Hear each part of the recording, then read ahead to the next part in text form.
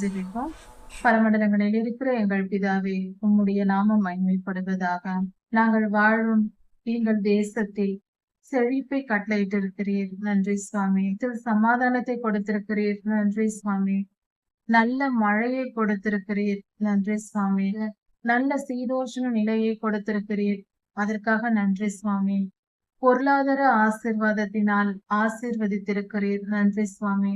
தேவையான உணவுப் பொருள்களை எங்களுக்கு கொடுத்திருக்கிறீர், அதற்காக நன்றி சுவாமி. தேவையான எல்லாவித பாதுகாப்பையும் உம்முடைய தூதர்களுக்கு கட்டளையிட்டு எங்களுக்கு தந்திருக்கிறீர், நன்றி சுவாமி.